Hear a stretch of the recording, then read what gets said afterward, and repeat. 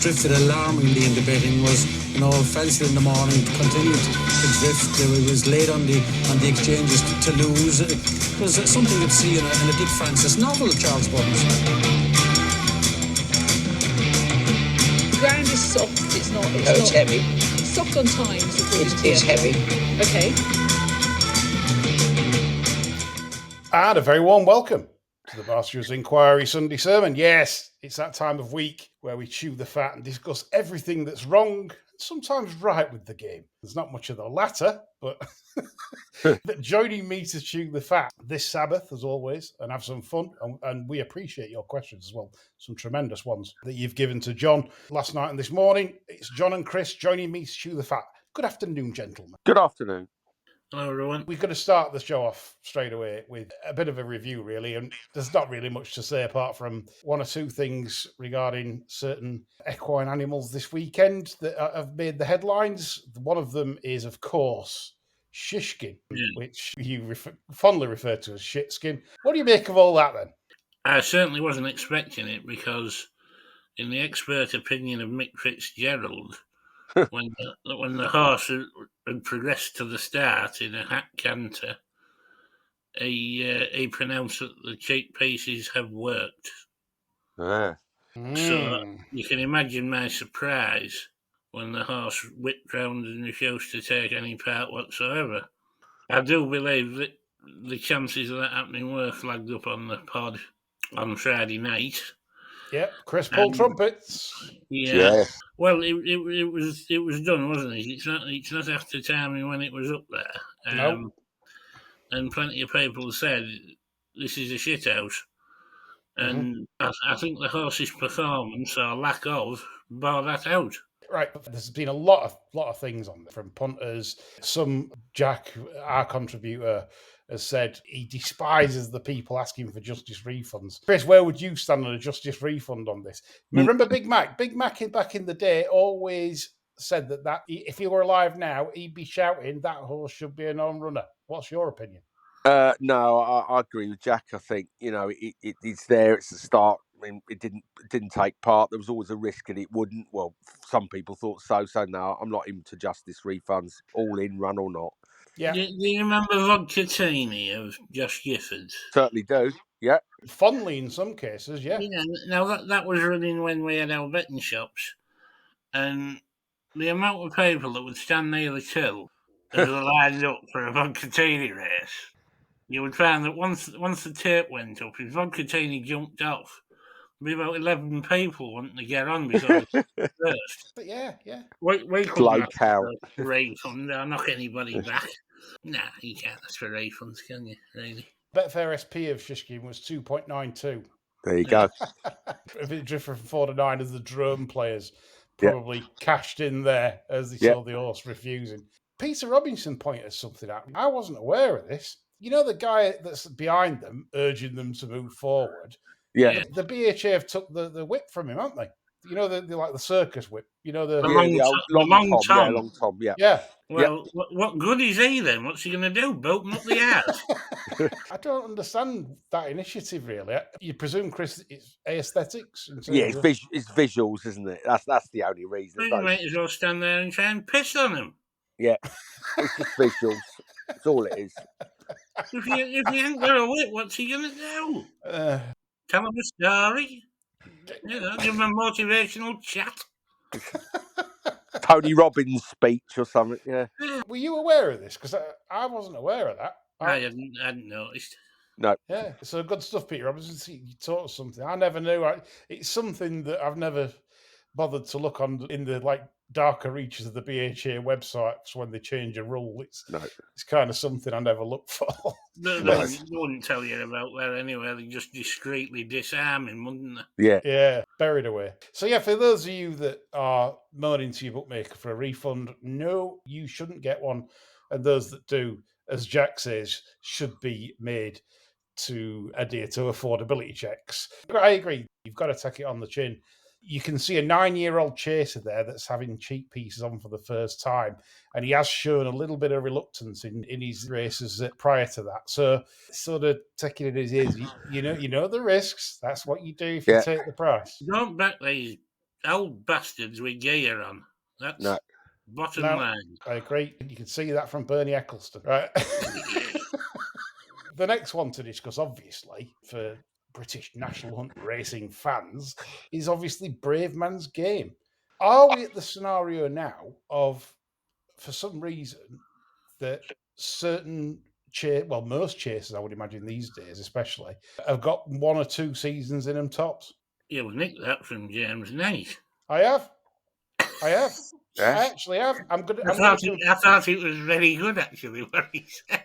I'm going to confess this live on air because obviously I've given James Knight a bit of stick in the past, but that's one tweet he's made sense on out of I thought it was 100. a very good comment, also. Yeah, absolutely. He's spot on. We're in an era now of you get 1 or 2.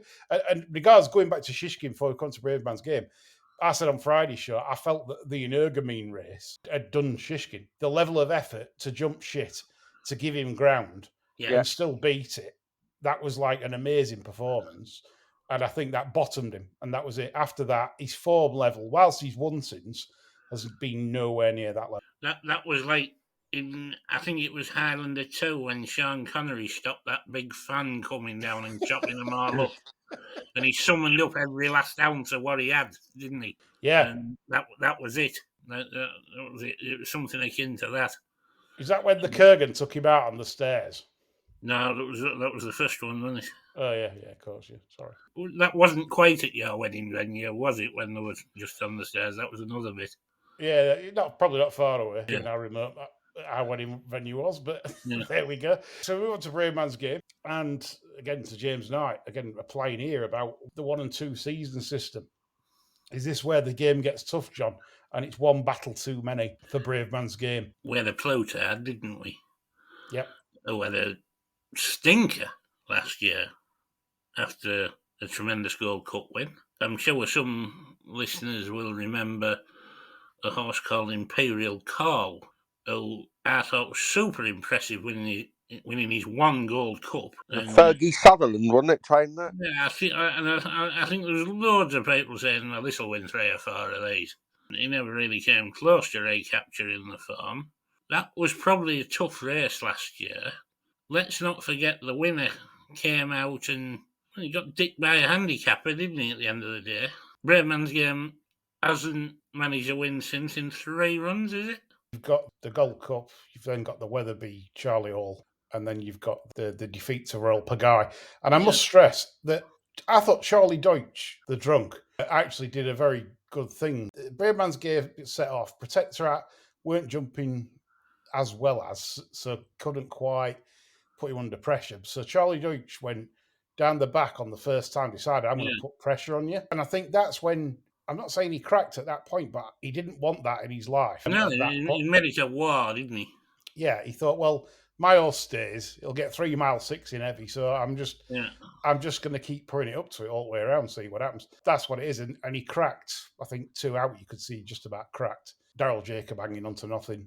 I think that's it. I think that's where we're at with the horse. I think, which doesn't bode well for the rest of the season when you bottom them out in November, does it? You could probably point to Pumpkin saying, has he given this horse a little bit of an hard time in the last 2 years? Because he's certainly not missed a dance, has he? What I did notice about him yesterday, he didn't look light at all. Because I thought that to myself, actually. I thought, at least I'd had enough race at Weatherby. I wonder if it looks a bit tucked up, you know?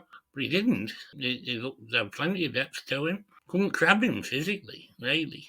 It's just, I think it's got in his head now. It's like that with horses as well. I mean, who knows? He might be feeling something. There might be a little thing, a little doubt in his mind, like, well, if I exert myself, etc., etc., I'm going to feel this. And maybe there's a bit of that, bit of looking after himself a bit now. I don't know. Like, once you get him into battles, that's it. You need to be special to keep going into these battles and keep doing it. Unless you're a proper fucking star, you never have easy racing one of these, do you? No. Ever. You have to exert yourself to 95 to 100%. Everything's a pint of blood. Yep. I think that's, well, for me anyway, that's what makes the jumps a harder game. It is. Because you're not always sure, no matter how impressive, how they're going to come out of that last one. And for time buffs as well, it doesn't bode well, that Betfair chase form, because it was only 2 seconds quicker than the handicap winner in the last famous bridge. Yeah.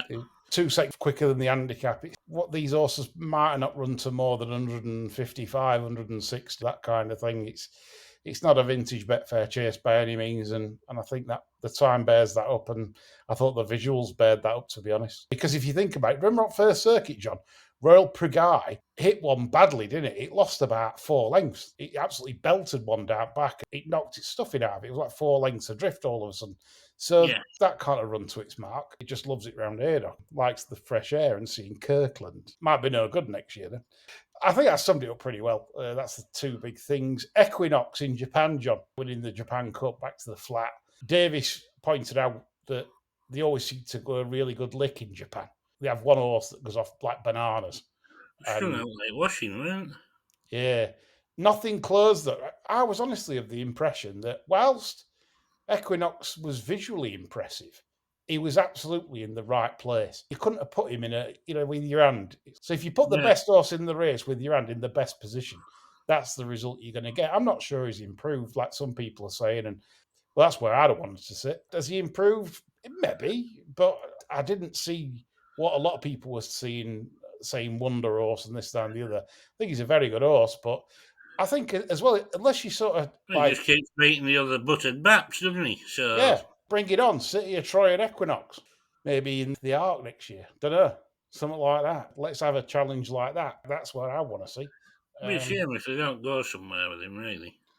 It is, because you got an horse like that, you've got one chance to sort of test. You could pick a target and say, right, this is where we're going to go, and it more than likely be the Arc, but it obviously depends on ground. If it turns up like older flood weather, then they won't. But if it's like it was this year, there's no reason why Equinox couldn't turn up in an Arc, and I'd love to see that. Well, York would be best place because they've got that nice Chinese that you order from, haven't they? Japanese are all sushi, aren't they? They're all. It's all authentic stuff, though, isn't it? With mealy worms and what have you. We're going all Uncle Rural Gourmet now, roadkill, aren't we? Anyway, don't Japanese have that fermented fish that costs an absolute arm and a leg? That they store it for about 3 months, and it's about 500 quid for a portion. Something like that. It's considered as a delicacy, and it stinks. I can remember that Ricky Gervais and Stephen Merchant got Idiot Abroad to go and try it, and he were like Ralphing up, like he couldn't do it. He was like gipping because it like stank so bad. This Japanese fella couldn't believe it because he's saying this is one of the biggest, most expensive delicacies in Japan. Stinky fish. Yeah, so there you go. Does everybody like fish, John? I don't know. You posed the question. Yeah, well, I think it's a pertinent one myself. Sometimes you feel as though you fancy fish, and then other times I can go 6 months and wouldn't go near the bloody stuff. I just think it's a funny substance, really. One day it appeals, the next day it has no appeal whatsoever. Interesting, because I am a massive British seaside resort fish and chip addict. Yeah, I cannot get enough of them. Like, if I go to Coast, I have to have fish and chips. I'm even like sourcing out the best ones. I'm like I look on all these food bloggers and rate my takeaway and all that, where he's gone. And I'm that obsessed with fish and chips when I go to Seaside. 2 to 3 times a year, mate. What's that? Fish or sex? Well, I was registering some sort of score, so obviously I'm on about fish. Oh, right. To me, it's a British pastime, isn't it? That's where I stand on fish and chips. It's just brilliant. But John's 3 times a year, man. That's weird, isn't it? Yeah, got to get stuck in it, especially because he's from Redcar. And it's like, John, is it Oliver's there? That's a brilliant one, isn't it, at Redcar? The best one's a little chip, which is on the side street, off the high street. Okay. Right. They used to have a lad cut the chips up in there who smoked rollies and had amber-coloured fingers. It was fantastic. Luckily, it was a chipping machine and he only had to empty the spuds into it, but that was as much involvement as you'd want from him. But the fish and chips were perfectly all right. Right, so going back to Braveman's game before we finish. We've covered him where me and John think where he is. So, an hypothetical question from Steve Bradley says, where would Braveman's game have finished in the 83 Gold Cup? Don't know, what won the 83 Gold Cup? The Dickinson 5. For gold, wasn't it? Sixth, then. It's hard to compare it, but how would some of these chasers now that we laud upon have fared back in the day? I think if you take Carter or Starr out, probably not very well. Yeah. I mean, he didn't miss a dance, did he, for Christ knows how long, and was exceptional. But like a lot of the other buggers, fucking hell, I mean, 2-3 times a year, and as James Knight said, friend of the show, one good year. Yeah, look, James is right like a clock, isn't he? Twice a day. There we go. And that was one of them. Good tweet, James. Not. That's where I am on that. Going on to one more subject then is on Saturday was Gavin Sheehan. And he got banned on Zane Nights for under the non-triers rule for Lucy Wadham at Huntingdon. Did you see that, John? Yeah, I did. I didn't think they needed to ban him, to be honest. I think they could have just had him in, give him a bollocking and sent him home, to be honest. It's the inconsistency that gets me, because you see a dozen of them a day. Exactly. Do you know, I was actually scathing about that. Bearing in mind, you've got a 4-11 chance. Yes, he's 92 second favourite. Yes, I know he's not tried to win that race. Maybe then there's rights to ban him. But the point was, had he finished 4th or 5th, I'd have said, yeah, chuck the buck at him, because he's not rode each way for punters then, has he? Yeah. Right? So he's finished 3rd. So he's got the each way money. If anyone's backed it filthy each way bet, they've got paid. He's looking after horse for handicap mark. They're all playing the game. I don't see what problem is. You'd be banning JP every day. Like if we're talking that's a ban. So I was quite shocked at that. Just thought, yeah, it was quiet. It was a bit too quiet from him. But at the end of the day, he's got the each way money for punters if you've backed it each way. You were never going to beat the winner anyway. So don't even kid yourself if you did back it that was going to beat the winner, because it wasn't. And yeah, well, that's skillful jockeyship for me. Get up for 3rd on the running. If you've backed it each way, you get paid. Nothing not to see there, other than for me overzealous stewarding again from someone that's not right at the top of the tree. If that's Harry Cobden, I don't think Cobden gets banned for that. And I just think again it's classist. It's what they do. They just pick on the. I'm not saying Gavin Sheehan's small time, but he's not number 1. He'd be number 6 or 7, that kind of thing. Yeah, nice easy tags. Yeah. Another question now regarding funding of the game, really. And Mark's been on TT Mister. And is it time to make the national schedule the same as the Irish one and drastically cut back on the amount of meetings?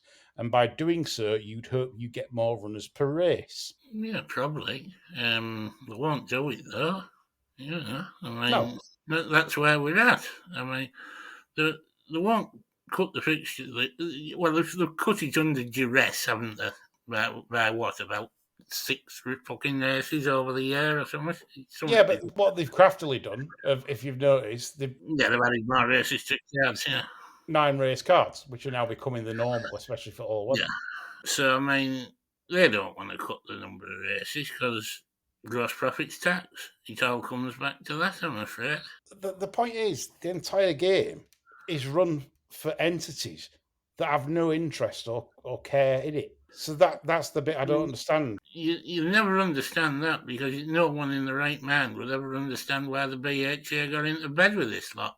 No, it's impossible to change and it's impossible to solve, because, as we see, the fixture list isn't out yet. Trainers are going berserk. We had a rant from Kubler on Racing TV at Kempton. It was a fantastic rant, slagging the BHA off for basically saying, well, look, we've got races to plan for our horses. There's no fixture list for January. Yeah. What do we do? It's unacceptable. And the reason is because they're trying to fit this premierisation in this, well, which we know is Big Corp organised. The Big Corp are very clever, because what they do is they utilise it under, oh, well, punters are complaining. There's 5 meetings going off together in the afternoon, let's spread it out. Sounds a great solution, until you tell Fakenham and tracks like that you've got to lose your premier fixtures of the year and move it to a time that's no one's going to turn up, things like that. It's bizarre. But then there's a wider issue, John and Chris, here, in the fact that this media rights money, it's not disclosed how much money the tracks are actually making from this. They're just trousering it and putting on shit cards. That's, to me, I think, where we're at. Everyone's acting for themselves, but not for the sport, if you know what I mean. Yeah, totally. That's racing to a T, isn't it? There's lots and lots of competing groups of self-interested groups, and that's the issue. It's not joined up, and the BHA are not very good at marshalling all those competing interests. In fact, they're useless at it, aren't they? That's the problem. I think with BHA, more asleep at the wheel. I think that's where we're at with the governing body. They've been like that for a long time. It's as if to say, "Don't panic, everything's under control," when it's not. It's just patently not. I don't think they've got any leverage. They've certainly got no leverage with Big Corp because they've been shitting themselves for the past 18 months about getting funding or adequate funding to keep the game going. So naturally, they're like a little puppy dog to the big corporations where they're saying, yes, we'll do this for you, but we want this in, please. Can we have this in? Can we have 10 a.m. starts and 8:30 p.m. finishes 7 days a week? Yeah, but you can't do that, surely. That's not fair to the BHA. But, we'll call it premierisation and we'll dress it up as window dressing for the afternoon, saying we'll prioritise the 3 Premier meetings in the afternoon while decimating the rest of the sport.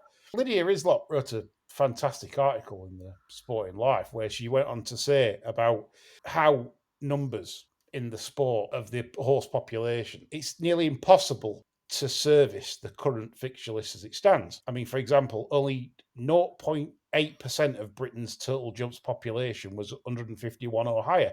So 47 horses are rated 151 or higher to fill how many pattern races in the winter? There's no wonder we're getting 3 and 4 in the races. And as many of our listeners have pointed out in your questions, John, how long before we get a walkover grade 1? I think it's imminent, to be honest. It could happen this year, couldn't it? And when you consider the trends, so Lydia went on to point out that back in 2014, the jumps population was 72 horses, or 1.3% of the total population. So not great, but there were 25 more in that particular pool to go from. So it was a little bit more healthier. The same for the flat is the same trends, John. So again, we go to the flat. Now there was just merely 3.8%, 348 of horses rated 101 or more. with 9 darts. That's 3 for you and 6 for Terry. Sorry. Non-dart player first. Yeah. Yeah. So that's 3.8 currently. That's all there are. 2014, there was 4.6%, so that's 380. We've lost 10% of our good horses. And on the flat also, we're going to see handicaps this year, the big ones, like we've seen just creeping in this season. They won't fill. You won't get full fields. You'll get horses rated at £6-7 out of the handicap running in them because they can't fill them. And this is where we're at. I think it's amazingly bad, a bad governance. And it shows how badly the direction they've taken the sport in with going with big bucks. Well, of course, Chris, are happy to have 10 race cars of 0 to 60s around Wolverhampton every day, all day and all night, 7 days a week. Exactly it. That's it. That is exactly what they are happy to do. And they see no problem with it at all. It's just wall-to-wall rubbish, isn't it? It's betting shop fodder. That's it. And it kind of, you can see the sort of people that the sport are looking to try and attract. People that aren't particularly discerning, and it's just relentless opportunities to bet. And that's the problem. Davis has said about funding, or maybe if we did have extra funding for national hunt racing, would it just end in the Irish traders' coffers? Probably. 100% because they just target our races instead of theirs, because if ours are worth more, they just come across and then pickpocket all that. It's nothing to do with prize money. Stuart Williams, I read on Twitter, said brought up the tour-only idea, and he was met with derision, obviously, from a lot of punters out there that obviously want to be able to bet on the sport without pool betting. But then you saw what pool betting did in Japan. It was like Squid Games over there, John, on Japan Cup Day. You couldn't move. Thriving sport, massive prize money. But as we know, that would be the end. And look, this is where I can't be selfish. I can't win at 30% pool margin. If you do a pool, it's like going to a race night. Like the outsider, it's about fours. To be honest, if anyone beats 30% bucks on racing like Japanese racing, then or Hong Kong racing, they should be running the fucking country, shouldn't they? Never mind betting on us. Absolutely. So that have finished the likes of me. But to me, honestly, that's insignificant because It's about the sport in question. It's important, and punters should also realise this, that without a successful levy model in terms of funding itself and keeping the game thriving and running like a professional sport, it's just going to die, which is happening. Short of taking the talk back into public ownership and making major changes, that this and the, shall we call them, the government elect, look very loath to do. I mean, let's not kid ourselves. We're getting any encouragement from current or potential governments here about either of them acting in the long-term interests of racing. At the minute, none of them have certainly made any pronouncements that are positive for racing. So we're a long way off getting any sort of ideal scenario. I mean, to my mind, the only good outcome we could get at the moment would be affordability checks going west and a turnover-based levy. Yeah, encourage bookmakers to turn over money at profitable margins, but which, by the way, they should be profitable margins, because if they're betting to 20% plus in the morning and they're giving no bog, they're giving no bonuses, they're giving no concessions to punters, yes, you'll get sharps beating them, of course, but you're going to get obviously a lot of losers and bigger losers, because you're going to get people being able to bet in the amounts they want, and that should be adequate enough. But clearly, Big Court was greedy. It wasn't happy. It wanted more money out of the game, and sadly, they're going to take it down the ground route, which I've said on the show for a long time. This is bad. We're going to get wall-to-wall racing, but it's not the racing we're going to want to see. And they're going to use the excuse, well, we can't fill these chase races. We can't fill the Grade 1. Makes you wonder how these fuckers cope, though, doesn't it? I mean, it's not 100 years since we had betting duty. Yeah, I know. Tax paid on and things like that, So, I mean, there's a bit of scope there in the margins, I'm sure. I even suggested, and I think I was met with derision on that why don't punters pay a 1% winner's fee, like on every bet? If your bet wins, so you back a 4-1 winner with Bet365, 4 tenors, 40 quid, you pay out 40 pence of that. That goes straight into racing's pot. You get 39.60 back. People, again, turned it down at that. Like they turned it down with the wallet idea instead of SCV of affordability. They said, "Oh, wallet idea? What are you talking? No. Well, SCV, where's that got you? Look at this shit show. The wallet idea is basically the banking system that could operate this overnight, meaning that you can only deposit an X amount from your bank per day, and that's it on gambling. That's it. And then there's no need for any of these idiots in compliance departments that don't know what they're doing. There's no need to see anyone's bank statements, but we know why they don't want that. Chris, the whole lot's such a... I didn't know as well, Stephen Thomas pointed out that Dr. Newland was moving to the flat. The good doctor. Saw that. I don't think that's the smartest move, to be honest. I don't know why, but he's had enough of trying to make it pay on the jumps for whatever reason. I've not read the article, but... It's because of site attendance scans, probably. Coming on to the Gambling Commission. So Peter Smales said, how about creating a charity with the purpose of showing people how they could be better gamblers? Seems there is a gap in the market. We could ask Mr. Rhodes for funds. He likes giving out cash. Sadly, it's the wrong side, Peter. Education is vital for punters. Simply saying to a gambling addict, think about safer gambling, is like saying to a heroin addict after he's been on the spoon and he needs another one, and saying, think about safer heroin use. He's going to do it again. It doesn't really matter what you say to them. Safe gambling is an absolute stupid word. No one's going to be safe gambling, like no one's going to be safe drinking gin and vodka all day or smoking 40 a day for the rest of their life. It's how it is. Unfortunately, it's a watchword, safe gambling. Safer gambling week, complete absolute morons. Andrew John Rhodes. So this is his legacy as Gambling Commission head honcho. I'll give you a list here provided from Jeff Banks and Chris Fawcett. Coerced operators into affordability checks, then denied the same. Has never sanctioned any operator for using affordability checks to delay payouts to punters. Allows Enterna license who have recently been fined, could be fined up to 585 million by HMRC for bribery involving a Turkish arm of its license. These are the people that you're sending your bank statements to. Why doesn't British government look up then? So if you can fine them 585 million up to, on bribery claims, why are you letting punters and folk of the UK send people that insane?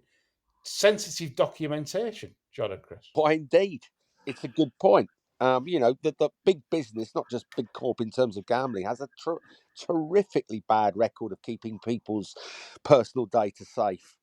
They're just not very good at it. But the fact that you've kind of created a situation where big corp bookmakers are executive arms of the state, they are quasi compliance bodies, aren't they?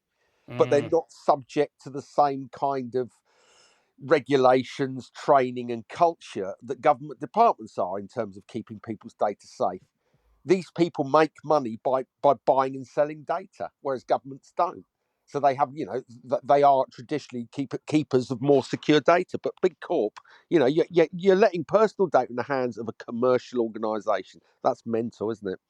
Andrew John Rose is destroying racing's finances without reply.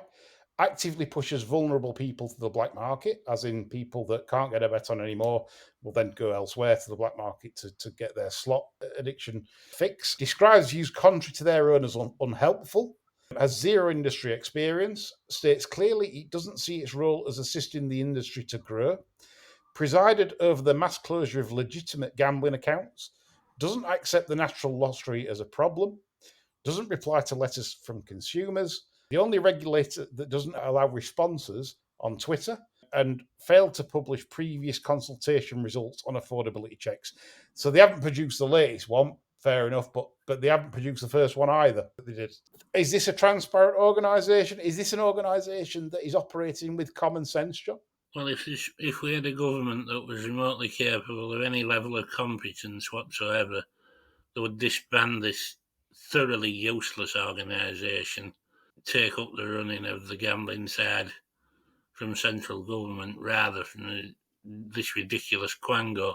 Unfortunately, the government's shown with all sorts of things, right from immigration down to managing the finances of this country and issuing PPA contracts, it's incapable of doing anything competently, and it'll just nod anything through just for a quiet life. Chris, have you got anything to add to this regarding how? Well, it's lazy politicians, isn't it? Lazy politicians don't have any desire to master the detail of a subject, right? So basically what happens is you have people that purport to be experts in a particular subject.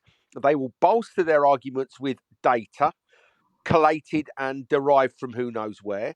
The lazy politician will be taken in by that sense of, what's the phrase, the white coat syndrome. Here's someone who says they're an expert, and look that they produced a lot of data in support of it. It must be true. And particularly if that individual comes to government and says, hey, we're all about, reducing social harm, what politician is going to say, no, hang on a minute, let's not sort of throw everything in with these people? Because as we've said before, the antis are now occupy the middle ground, because they've created a situation whereby if you are not pro them, you must by default be, pro gambling harm. And who wants to be pro gambling harm? So what they've done is they've fashioned the argument to say anyone who's against us is in favour of unfettered gambling and, people killing themselves and going bankrupt, which is not the case. And that's because people in racing and the gambling industry have stood aside for so long. They allowed these people, free reign to go on daytime TV shows. And now, as we said last week, you're relying on a fucking petition. That's the problem. Because they've been unchallenged, they can do what they like. It's like they're way down the road. The car's set off. They're well on the journey. And it's like we've just got in the car trying to chase them. Because that's the point, isn't it? We're sitting here saying, oh, these people are lunatics, that, none of them have any mastery of the subject. But in the minds of people who don't gamble, right, if you oppose that kind of philosophy, well, you must be in favour of, people ruining their lives, mustn't you? Because all these guys are trying to do is just to make it nice and safe for people, and that's a good thing. And if you oppose that, well, clearly, you're mad. Well, why is it as well? Most people that do this for a living, i.e., if you gamble or you bet, and you do all right out of it. Most people I spoke to don't say what they do for a living to anyone, because the gambling word is shameful. And It is. It's kind of it is not acceptable. It's kind of, you'd be better off saying, I'm a heroin addict, wouldn't you? yeah, because then they'd have sympathy for you. Well, they'd have sympathy, and and then there's a widespread, what's the word, belief that it's impossible to win at gambling unless you're doing something wrong. You're either really lucky or you're a crook. No one can beat it. You never see a poor bookie, do you? Yeah. It's the same old kind of stuff, and and racing has done nothing over the years. Not just about affordability, to educate people to the contrary. That's the problem. Right, question times to finish. We'll lighten the mood. Sammy the Cat's been on. Said, do you think well-paid big corp tipsters should have a role in P&L? I have yet to see one tipster make a profit, and in theory, with the strong following a lot of them have, they are misleading the public big style. John? Well, we put our profit and loss up, don't we? Yeah, I think we're about the best at it. We give all the Naps table stuff like fully documented. We know it's Fantasy Island prices, but we admit that. We don't say, oh, we expect you to get every price going. But then there's been times when they've drifted, and obviously we don't get bog. It's how it is. I think some of these pundits that they have on like the live racing shows, I think they get away with absolute murder, to be honest. Yeah. Like I say, your Mick Fitzes and people like that, he'll give 5 a positive mention before a race. Favourite looks well. That's what I And say. then he'll jump on it if one of them 5 win. There's never any accountability or profit and loss with any of those lads. And to be honest, they probably have more of a following than anybody if they're on mainstream TV. John, I'm going to come back to obviously Calvin, and I'll take your point that at least Calvin does this. And that's a plus because, like you said, not everyone does. So in that case, yeah, I probably pay him a bit more respect on that. But I think there's only him and one other that does it. Yeah, I think it's important to show minuses as well because I've dealt with punters for heading various tipping services over time, and I can tell you now, I'm sorry to say, there's no wonder long term I've made money because if I'm playing against these people, it's absolutely an absolute gimme. They don't understand variance. Punters do not understand variance. They're shit. What's wrong with tipping 10 losers in a row? Most people would class you as a complete idiot. But that's an absolute common theme, very common. You tip 10 losers in a row probably, if you've got quite a few bets, you probably tip 10 losers in a row about 6 or 7 times a year. That's how it is. That's variance. That's what happens. It's like buses. Sometimes you'll tip 4 winners in a row. You can't have nice, steady, winner, loss, win, loss, win, loss, win, win. It doesn't work like that. It's a random sport. So despite you having better odds than what's going off at SP, it doesn't mean to say over a year you're going to make money. It just means to say you've done worse than you should have on the prices that you've taken compared to what they've gone off at. This is where punters don't understand the game. It's like they'll join a service and they'll say, I don't pay for tips. I don't. Or some will join a service and they'll castigate you from pillar to post after 10 bets and just, well, what you put that out for? After the race cut, what you done that for? Why have you backed that? Yeah. Didn't fancy that one. Yeah. Yeah. But can't have that one. Didn't like the sire for that one. Oh, It's funny, like most of the losers that are back, I tend to think after a race, well, I shouldn't have bet that. Yeah. The best one was on YouTube. Mentioning no names, but Tank, one of our contributors, said, "Do they ever back a winner?" Oh, is that about me? Yeah, I didn't want to mention. Yeah, I did reply. I just said, well, he happened to win last winter's Naps comp, and last season he finished third on plus 84 points. So they ever tipped a winner up, Pod? Get in there. I know, but this winds me up, right? You look on our YouTube page, especially, and we've had stuff, right? And fair enough to punters that listen. I'm not having to go too much, but you're not paying much attention if you say things like the following. One chap came on and said, "Oh, love these guys, absolutely love them, funny as hell, really funny show, but don't follow the tips; they're absolutely shite." Well, if you add up over the last 2 or 3 seasons on Friday show, if that's fucking shite, 31% return on investment is shit. Then what you doing? It's Christ. It's just one person that said that. We get that quite a lot. It's like, oh, I love these guys. They're great crack, funny as hell. You've got to listen to these just for crack. Don't listen to tips. They can't tip shit. Fucking hell. It's like, I do it for a living. John does it for a living. If you ask Davis, for example, I think he's won nearly every flat season since Since God Steve knows when. Donaghy was riding. Yeah, it's an insult. We like a bit of fun, but at the same time, punters are absolutely clueless. Absolutely clueless. And that's why 95% will lose, because they ain't got a clue. They don't understand that you can tip 10 losers in a row and make the game pay. He's shitting. Why? Well, I followed his tips. 10 losers in a row. He's no fucking good, is he? No. Well, next 5 won, though. Did you know? Oh, no. Packed in fella in the cunt. Yeah, Exactly. Somewhere else. Yeah. And that's exactly what happened. Great question here coming up from Bert Doncaster. Would you rather A, dress, speak, and behave like Dave Yates for a week, have a vasectomy with no anaesthetic, or C, get teabagged by Nigel Farage? Well, already dressed like Dave Yates, so no problem with that. Yeah. Be John? no change. I think the vasectomy probably just shades it, to be honest. Well, yeah, And, with no anaesthetic, yeah. yeah, I couldn't concern myself with the dressing like Yates. And to be honest with you, I've been saying what Farage's had in his gob this week. I don't think I could do with getting teabagged. So, no. Right. Images time, folks. It's that time of the show. Yeah. Boris Coonan. B.M. Coonan. Yeah, the lad riding for Sonny Martin. He's at it tomorrow. Benji. Yeah, Benji Coonan. He's on Mobile King in the 215 at Ludlow tomorrow, says David Ashfield. So, interesting. Watch him, though. I know, like, he got some flack for that ride, but he can't ride. It's just that's He hasn't had many rides, has he? No. You know, they should give the lad a chance. Christ. Give the lad a chance, bless him. In other news, I'm hearing good old Meg Nichols, after kicking out Stott for being a total twat. Rumours have it on the grapevine she's seeing David Mullins from the Mullins clan. Yeah, so there we go. In the camp. Yeah, Meg Stork has been on and fed me that information. Is that wrong, chaps? Is James Knight going to come on and say another piece of shit that we've... Duff info, yeah. Yeah, more duff info from the Bastards. Yeah, but that could be true, John, from Daddy, who's sent her there to find out what's in Willie's carriage. Yeah.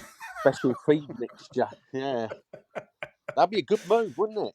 Yeah. And then Brave Man's Game might come up a week Gold Cup by 17 lengths, John.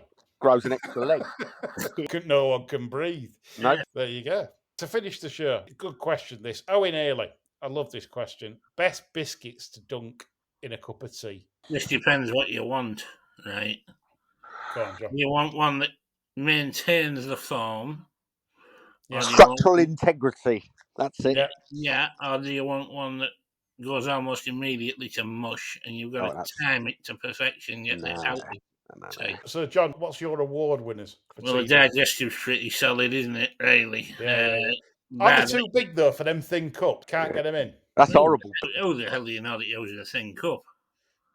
Bone china on a Sunday. Everyone does, don't they? All those bucket heads. The Meissen comes out on Sunday mornings, fuck's sake. We're only kicking the ass off using fucking troughs, those lads. You fucking drink tea with your hands where you are, aren't it? Outside toilets, aren't we, Chris, up here?